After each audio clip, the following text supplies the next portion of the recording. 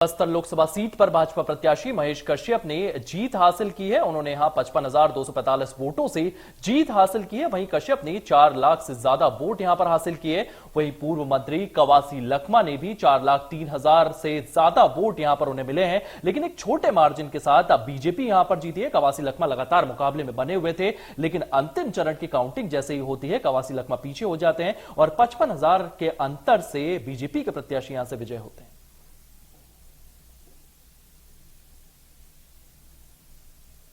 की जब चर्चा होती है तो बस्तर की चर्चा होती है और बस्तर छत्तीसगढ़ का सिरमौर कहा जाता है।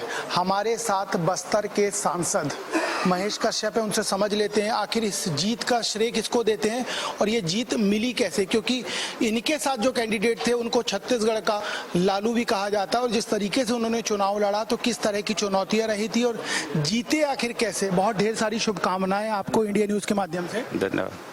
ये बताइए इस जीत का श्रेय किसको जाता है? देखिए, इस देश जिसका श्रेय हमारे देश के यशस्वी प्रधानमंत्री नरेंद्र मोदी जी का गारंटी को श्रेय जाता है। हमारे बस्तर क्षेत्र के सभी मतदाता भाई बहनों को इसका श्रेय जाता है और हमारे भारतीय जनता पार्टी के देवतुल्य देश श्रेष्ठ कार्यकर्ताओं को, जिनका अथक लगन मेहनत और प्रयास से ये संभव हुआ, इसलिए इन सबको इसका श्रेय जाता है। भारतीय जनता पार्टी में हर कोई अपने आप को छोटा कार्यकर्ता ही कहता है, बड़ा नेता नहीं कहता। अब आप सांसद बन गए, आपसे पूछूंगा आप भी वही कहेंगे, लेकिन आपकी जो शुरुआत थी बहुत छोटे से कार्यकर्ता के रूप में आपने काम किया और आपके सामने जो प्रतिनिधि था वो लगातार विधायक रहा, मंत्री रहा और बस्तर का एक जाना माना चेहरा है। कितनी चुनौती थी वो चुनाव? देखिए, हमारे लिए कोई चुनौती नहीं था, क्योंकि हमारे देश के यशस्वी प्रधानमंत्री नरेंद्र मोदी जी ने मेरे जैसा गांव गरीब किसान का बेटा को बस्तर लोकसभा का प्रत्याशी बनाया, क्योंकि उनके दिव्य दृष्टि को मैं नमन करता हूं। हमारे यशस्वी प्रधानमंत्री नरेंद्र मोदी जी का, हमारे अमित शाह जी, हमारे जेपी नड्डा जी का मेरे जैसा कार्यकर्ता को भरोसा किया और बस्तर लोकसभा का प्रत्याशी बनाया।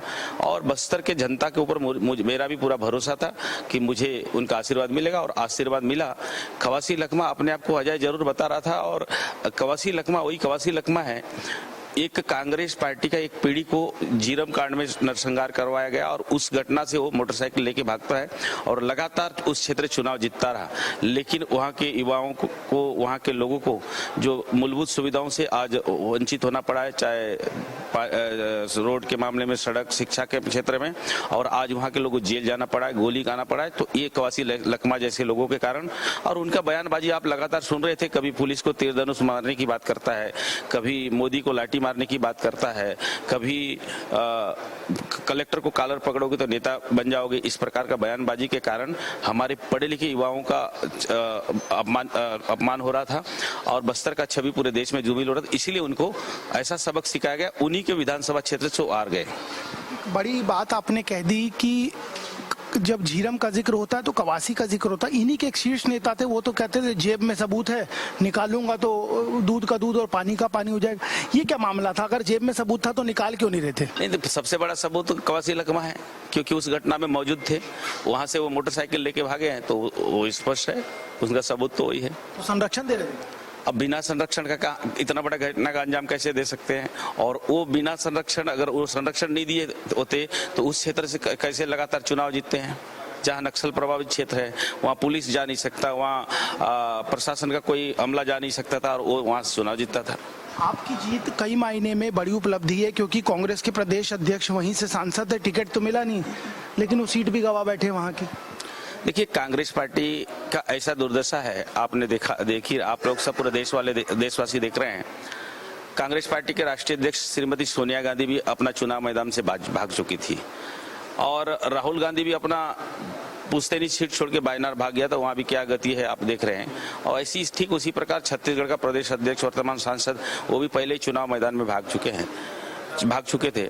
तो इस प्रकार से कांग्रेस पार्टी का दुर्गति तो आप देख रहे हैं। हाँ, अभी थोड़ा सा सफल जरूर हुए हैं, जिस प्रकार से लोगों को भ्रमित करने में कुछ क्षेत्र में कामयाब हुए हैं।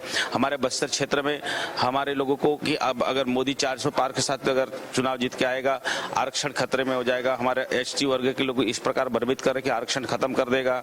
कई लोगों को बोल रहे थे कि हमारा सरकार आएगा, हम महिलाओं को भ्रमित करने में लगे थे कि हम इस तरह की बात कर रहे थे, इसीलिए 400 पार नहीं हो पाया। क्या यही वजह है? हाँ, ये भी एक वजह है, और कई जगह जातिवाद का खाड़ खेलने में लोग सफल हुए, कई जगह आरक्षण के नाम पे, कई जगह क्षेत्रवाद के नाम से, इस प्रकार से। और जितने भी IND गठबंधन के जो चोर मौसेरा भाई वाला जो गठबंधन है, तो ये लोग आपस में मिलके कुछ हद तक सफल जरूर है, लेकिन ये ज्यादा दिन चलने वाला नहीं है। मोदी खिलाफ सारे दुश्मन एक हो गए, अब हम सब भाई हैं, इस टाइप का हो गया। हाँ, वही पूरा देश के सामने स्पष्ट है, उसी का परिणाम है कि कुछ हद तक हमारा जो कुछ क्षेत्र कुछ एरिया में हमारा नुकसान हुआ है, लेकिन आने वाला समय में जी। अच्छा, एक सवाल और है, बस्तर के विकास को लेकर, नगर नार को लेकर, NMDC को लेकर तमाम तरह की चिंताएं और चर्चाएं होती हैं, निष्कर्ष कोई नहीं निकलता। आप अब दिल्ली जा रहे हैं, ये सब चीजें दिल्ली के हवाले ही होती है, तो क्या रोड मैप है, कोई सुझाव है बस्तर के लिए जो दिल्ली में कहा जाएगा जब आप पहली बार बात करेंगे बस्तर की? तो देखिए, बस्तर केरल राज्य से बड़ा, इजराइल बेल्जियम देश से बड़ा क्षेत्र पल रहा है, और बस्तर के लोगों को आज़ादी के 77 वर्ष के बाद भी बहुत सारे मूलभूत सुविधाओं से वंचित होना पड़ा है। चाहे रेल की बात करें, स्वास्थ्य की बात करें, शिक्षा की बात करें, स्वच्छ पेयजल की बात करें, ऐसे बहुत सारे मूलभूत सुविधा से वंचित है। और रही बात NMDC की, NMDC बयलाडीला का जो लोहा खदान है, विश्व का एक सबसे बड़ा लोहा खदान में से है।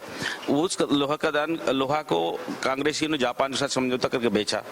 वहाँ बस्तर के लोगों को क्या मिल रहा था? कुछ नहीं मिल रहा था, लेकिन हमारी सरकार ने तो प्रयास तो किया, NMDC इस्पात संयंत्र स्थापित कर दिया, और वहाँ इस्पात संयंत्र के माध्यम से बहुत सारे लोगों को रोजगार मिलेगा, और बस्तर के विकास के लिए मील का पत्थर साबित होगा NMDC का संयंत्र, और बस्तरवासी को लाभ मिलेगा। एक आखिरी सवाल, दादी के लिए कोई सुझाव?